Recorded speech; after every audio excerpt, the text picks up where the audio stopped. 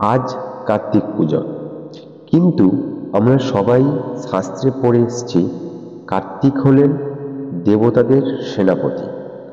আর আজকের দিনে দেখুন, কার্তিককে পুজো করা হয় দাম্পত্য জীবনের জন্য। কার্তিক সেনাপতি, ঋষিকুমার কার্তিক, কার্তিকীয়, স্কন্দ কিভাবে বিয়ের পরে দম্পতির পূজার দেবতা হয়ে উঠলেন, এর পিছনে মূলত পুরাণ, লোকবিশ্বাস এবং গৃহস্থ সংস্কৃতি সম্বন্ধিত ব্যাখ্যা আছে। চলুন তা আজকের বেঙ্গলি শাস্ত্র কথায় সেই সম্বন্ধে কিছুটা জানার চেষ্টা করব। কার্তিকের স্বভাব কেমন ছিল? তিনি ছিলেন শান্ত, সৌম্য এবং গৃহস্থ ধর্মের রক্ষক।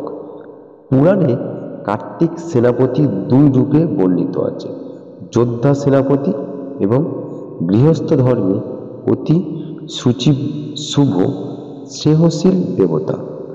বিয়ের পর দম্পতির জীবনে যে শান্তি, সৌভাগ্য, সুচিন্তা ও প্রেম দরকার, কার্তিকের এই গুণগুলি তাকে গৃহস্থের পূজনীয় করেন। অনেক পুরাণে বলা হয়েছে কার্তিক ব্রহ্মচারী হলেও তিনি নবদম্পতিকে দাম্পত্য শান্তি ও ঐক্য ও সন্তান লাভের আশীর্বাদ দেন। বিশেষত কুমার ব্রত ও স্কন্দ উপাসনাতে দাম্পত্যের সুখ, সন্তান সম্ভাবনা এবং দীর্ঘ দাম্পত্যের জন্য কার্তিককে পূজা করার নিয়ম আছে। মা পিতার ঘরোয়া শান্তির প্রতীক হিসাবেও কার্তিককেই বলা হয়। কার্তিককে বহু স্থানে বলা হয়েছে পিতৃভক্ত এবং মাতৃভক্ত, সংসারে শৃঙ্খলা রক্ষাকারী। বিয়ের পর যে নতুন দম্পতি সংসারে প্রবেশ করে তারা যেন শ্বশুরবাড়ির মানুষের সঙ্গে শান্তিপূর্ণ থাকেন, পরিবারের ঐক্য বজায় থাকে, সেই কামনাতেই কার্তিক পুজো করা হয়।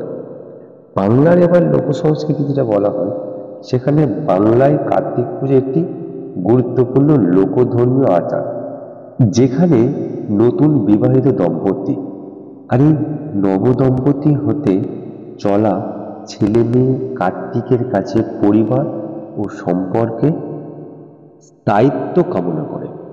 এখানে তিনি গৃহশান্তি ও সম্পর্ক রক্ষার দেবতা, যোদ্ধা রূপে নয়, দাম্পত্যের প্রতীক এবং কার্তিক দেবসেনা। যদিও মূল স্কন্দ পুরাণে দেবসেনা তার পত্নী, কিন্তু বাংলায় তাকে সাধারণত কুমার রূপে দেখা হয়। তবু তার দেবসেনার সঙ্গে দাম্পত্য রূপ লোকমতে সুখী সংসারের প্রতীক।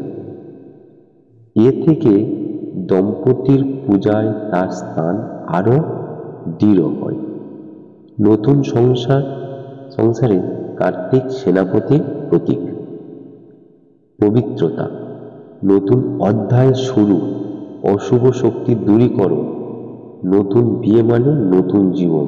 তাই কার্তিককে পুজো করলে দাম্পত্য কলহ দূর হয়, সংসারে শান্তি ও সৌভাগ্য আসে, এমন বিশ্বাস গ্রাম বাংলায় অত্যন্ত প্রচলিত।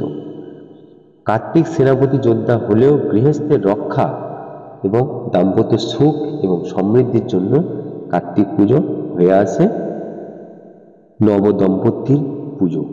তাই দেবসেনা থেকে আমাদের নবদম্পতির বিশেষ পুজো হিসাবে প্রচলিত হয়েছিল আজ। তাই সেই কার্তিক পুজো, আর এই কার্তিক পুজোর সমস্ত নতুন দম্পতিকে কার্তিক পুজোর শুভেচ্ছা জানাই। সবাই ভালো থাকবেন, সুস্থ থাকবেন, ভালো রাখার চেষ্টা করবেন।